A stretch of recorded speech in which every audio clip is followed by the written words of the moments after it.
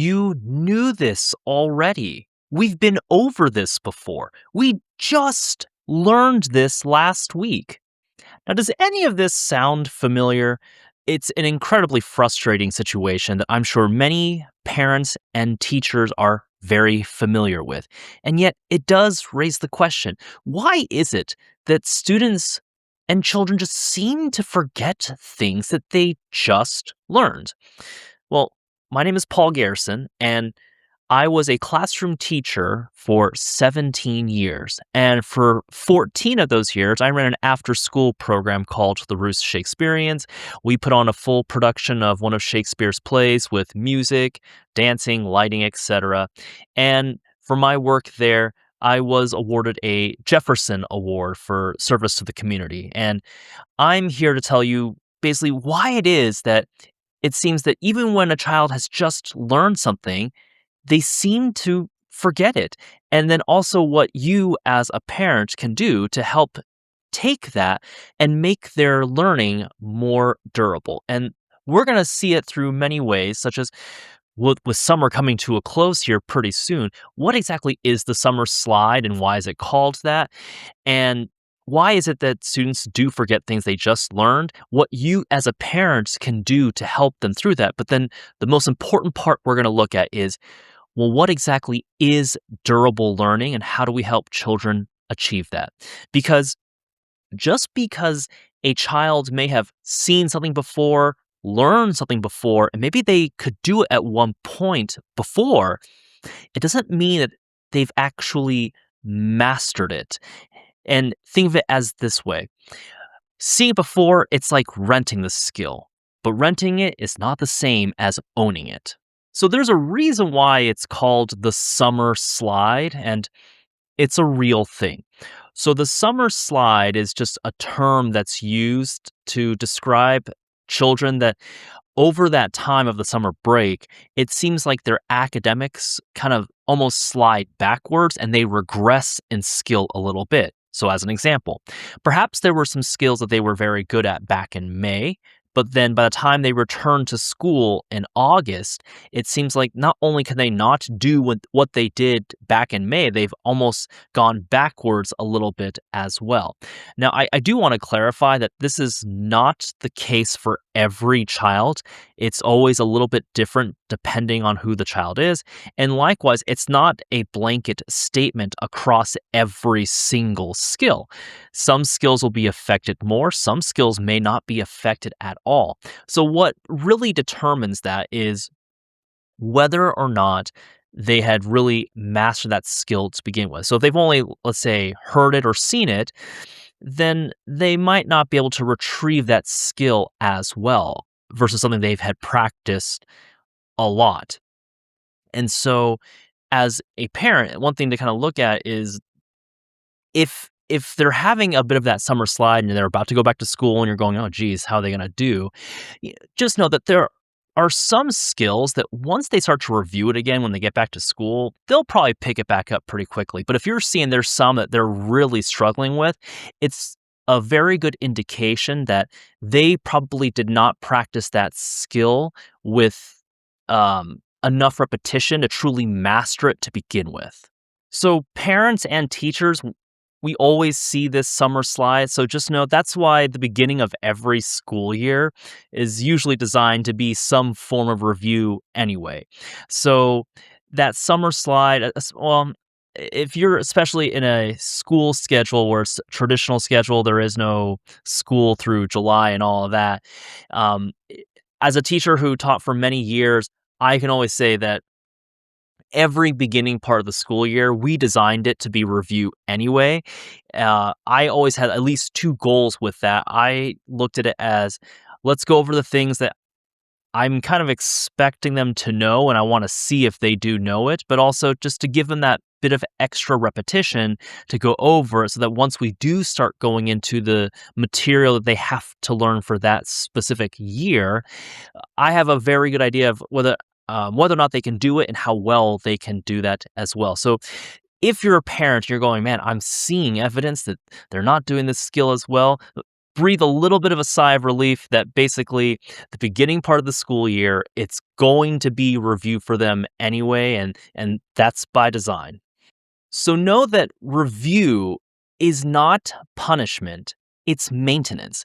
So if you're a parent or a teacher, it's an important thing to accept that reviewing material, it's just a regular part of the game, and that it should be kind of an ongoing daily thing. Think of it like brushing their teeth. It's something they're going to do, hopefully, but it's going to be a regular part of their day. So if you're one of those parents who you've seen your child right now near the end of summer and you're seeing that summer slide and they're not remembering things that they should have remembered, or that you're hoping that they remember going into the next school year, there's nothing wrong with daily review.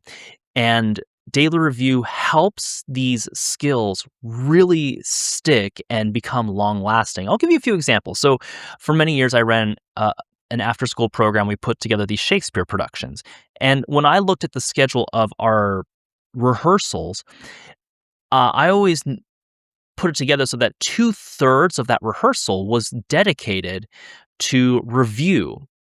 So there was always a section of the rehearsal where we would learn new things, a new scene, new lines, new songs, all that.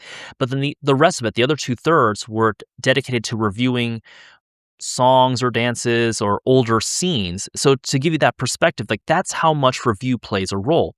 Same with a math lesson that I would give to students. Yes, we would go over new material, but usually in the beginning, we would review some older material or review something we had just gone over. In fact, usually before going into the new material, I would review the previous lesson really quickly before we moved on. So review is a part of the learning process. It should be a regular event. Like I said, it's almost like brushing their teeth. It's something you schedule into their day and just you make it happen, and that's how they learn it really, really well. So as a parent, go over reading with them. Go over their multiplication facts together. Help them write that essay over the summer.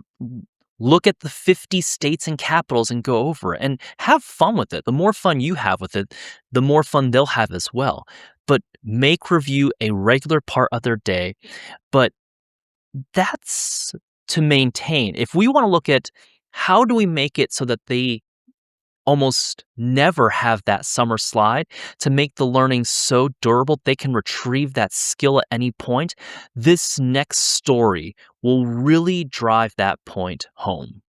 So when their calculator and their times table were removed from them, they just became stuck.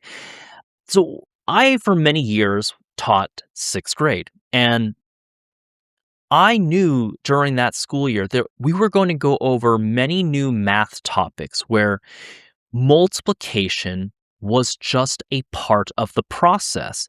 It wasn't something that they had to learn.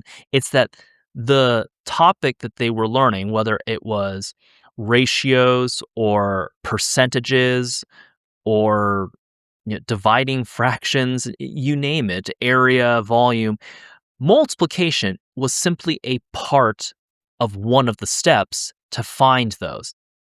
And so I knew that they had to have it down so automatically that that one step would never trip them up. So at the beginning of the year, what I would do is I would give them a blank times table and I'd ask them, hey, go ahead, fill this out right now. I want to see what you know.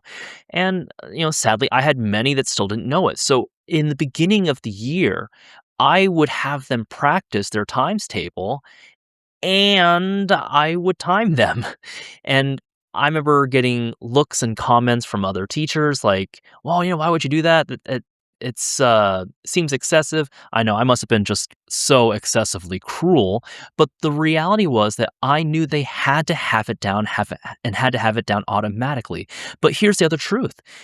They clearly didn't have it down to where it was durable, because all of them said, yeah, of course they had seen it before. And of course they were taught it before. But then when it really mattered, they couldn't retrieve that skill. And so that's the same thing when we see that summer slide for students, or why students even forget things to begin with. They hadn't practiced it enough to make that learning durable. So durable to the point that they could retrieve that skill much, much later, to really learn something, to really master something, eventually, you have to stop looking at the answers all the time. Trust me. So, when I had worked with the students after school in our Shakespeare program, eventually we would practice the scene at first, and of course, they would have their books in their hands so that they can look at the lines, not only for what they have to speak, but that way they also know what the other actors are speaking as well.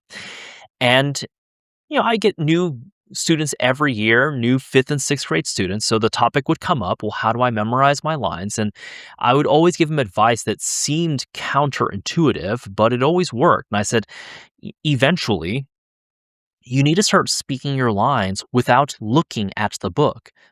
Don't look at the lines. Take the book and don't place it in your hand." And there's a few reasons for this. One was that once they do have the lines memorized, they're not going to be allowed to have the book in their hands at all anyway. But also, when they were able to constantly see the answer and kind of fall back on that, it never really got them to a point where they really had to memorize it. So I told them, start to speak the lines and don't look at the book while doing it, and then eventually put the book down completely.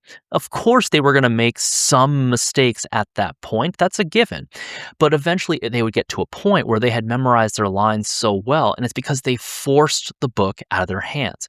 And if we want to have students whose learning is durable to where it is truly mastered, it might sound counterintuitive, but eventually they can't have the answers in front of them anymore. It's a great support at first, but not when we want them to really master it. Eventually, they have to put the book away.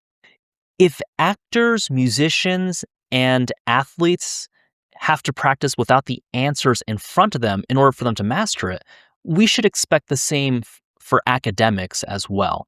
So if you can just look at something and recognize it, that's recognition, that's fine. But that's not the same as retrieval. Retrieval means that I can do that skill, no answers in front of me, and I can do it now. I can do it many, many weeks later and months later. That's actual mastery. And there's actually a reality to that. To get to that point, it does take a lot of practice, a lot of practice. It can't be gained instantly. There's a great quote from John Wooden, and he was the UCLA men's basketball coach for many, many years and won numerous national championships. And he had a quote, and I'm going to maybe butcher a little bit here, but he says there's 4 laws of learning, and it's demonstration. It's explanation, demonstration, imitation, and repetition. And he says the point of that is to create a skill that is so strong and durable that it almost becomes automatic, even in the most pressure-filled situations. And he said, so in order for us to really get that down, he taught his athletes the 8 laws of learning, namely explanation, demonstration, imitation, and repetition, repetition, repetition, repetition, repetition. So in order to create durable learning that we know that we see from actors and musicians and from athletes, in order to learn anything such as reading, writing, and math to the point where it's durable, to where there is no summer slide, it takes a lot of practice, or to quote John Wooden, repetition, repetition, repetition, repetition, repetition. So knowing it in practice is one thing, but being able to do the skill in any situation is another. In other words, can you stress test that skill? So let's take a look at reading, writing, and math. Yeah, maybe they can do it in the middle of the lesson when they're taught it. Maybe they can do it the next day after they've even been taught it as well. But let's say the situation is less than ideal. Maybe there's some distractions. Maybe the chart that had the explanation of how to write something has been taken away from them. And That's what I mean by stress test their learning. Can you take that skill, put it in a new situation, remove support, and do they still really have it down, or do they crumble? And think about the same thing happens with actors, musicians, and athletes. Actors practice lines so much that no matter what the audience reacts with, they are prepared to keep going and to keep acting and move on with the show. Musicians practice so much that even if the rest of the band falls apart, they'll just keep playing. And athletes practice their skills in numerous situations. Well, same thing with academics. Do they always need that learning chart? Then they don't really have it down as well. Do they always need their times table? They definitely don't have it down. And it's the same thing from before. At that point, it's like they've rented the skill, but they don't really own it. So, in order to see if a child really has that skill down, stress test it. Make them demonstrate they understand it or they can do it in many different types of situations. Just because they scored well on a quiz, it doesn't really mean that they've mastered that skill. So I always gave this example to many of my students where I would tell them, hey, I'm giving you guys a spelling test today or a math quiz later this week. And the truth is, on a spelling test, sometimes they can guess a little bit and they would get the word correct. It didn't really mean that they fully knew it, but that they just kind of guessed and got lucky. And perhaps even that's the case with a math quiz. Perhaps it's multiple choice and they basically just guess correctly. They got lucky. That is possible. Now, I'm not trying to share this so that as parents that you have to second guess every score your child's gotten on a quiz or test. That's not the point. But it's that while a quiz and test, if they score well, that is a good thing and it's a good indication.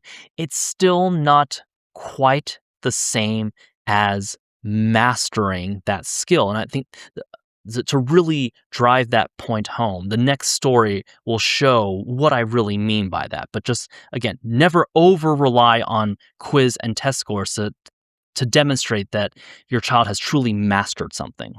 It's really difficult to fake mastery of something during a performance.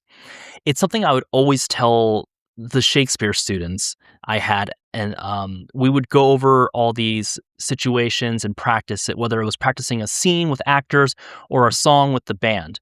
And I would explain to them, on a test or a quiz, someone might just get lucky and guess correctly. But during a performance, it's hard to guess the next line and just get lucky with that. Or if you're in the band, it's really hard to just guess the correct note. And I even said with quizzes and tests, sometimes they'll just look at their neighbor and that's how they get their answer. But it's hard to look at the person on stage to get your next line. It's also hard to look at the rest of the band and wonder what your next note is. When it comes to performing something, it's hard to fake that on stage. And the same thing when applied to academics like reading, writing, and math, that's the kind of expectation you want to create when you're talking about making it so that their learning is very durable, so that it lasts well beyond the initial lesson, to where it's so strong and so mastered that there is no summer slide to begin with. So school may not look like a stage, but imagine if we did treat it that way. Like imagine if you had a student who is a great athlete because they practice those skills every day. Imagine they dribble every day in drills and practice it constantly, and they shoot free throws every day, constantly work on the smallest techniques, and they pay attention to those small details. Now, just imagine that same focus put into reading, that same focus put into writing and put into math. So that's really important because that repetition to master a skill matters. Just like John Wooden said, it's repetition, repetition, repetition, repetition, repetition. We would get on someone's case if they were an athlete, but they only practice like 5 minutes a week. We would also get on their case for a musician who only practiced their instrument for once or twice a week. But now take a student when it comes to reading. If they haven't read all summer, well, then yeah, there's going to be a summer slide with that. And so that constant practice, that constant repetition, that constant review, that's what makes the skill durable. We understand the amount of practice required in other fields, and academics should be no different. We're never surprised that an actor practices their lines. We are never surprised when a musician practices their instrument. We are never surprised the amount of practice that an athlete puts into their sport. And so when a student reads hours and hours every week and consistently every day, well, then we shouldn't really be surprised that they don't have that summer slide, and that learning of that skill is durable weeks later, months later, years later. If we see that a student practices math consistently every day and those hours add up every week, then it should be no surprise that weeks, months, years later, there is no slide in their skills. So again, we accept that that's the reality for all these other fields. And so we should have that same expectation when it comes to academics. So, why does your child forget things that they've learned before? It's because in the moment they just rented the skill. They didn't practice it enough to the point of having true mastery of it, to making it durable learning. And now, if you're a parent and you're hearing this and summer's coming to a close and you're seeing that slide in your child and you're thinking, oh, crap, well, what do I do now? Well, no, that's fair. I understand that, but it gives you a better lens of how to look at the situation. Um, you know, now you understand the amount of practice and repetition it takes in order for those skills to become master. And again, we see this in other places. We see it with actors and athletes and musicians. And imagine just treating reading, writing, and math the same way, having that constant daily review, that constant daily practice, hours upon hours upon hours on those skills. That's what makes it durable. That's what makes it last years afterwards. And that's what eventually creates strong, independent learners. So if your child is starting to forget things, yeah, there's a good chance that maybe just a little bit of review and they'll pick it right back up at the beginning of the school year. Not much to worry about. But if you find it's something where they are just not able to do it like they did at one point, like let's say back in May, again, it's probably because they just rented the skill and they haven't practiced it enough to truly master it. And if you're also thinking, I guess I really should start reviewing many things with them each day. A little bit of reading, a little bit of writing, a little bit of math, go over the 50 states and capitals with them. That is a really good start. It's not punishment, it's maintenance, and it will help them. But also understand, if we know that actors, athletes, musicians practice the amount that they do to get good at their craft, and we're also never surprised that they have to practice that, we have to start looking at academics in the same way. We should never be surprised at the amount of practice they really need in order to truly master those academic skills. Thanks for watching and thanks for listening here at the Lil Will Learning Company. And until next time, take care.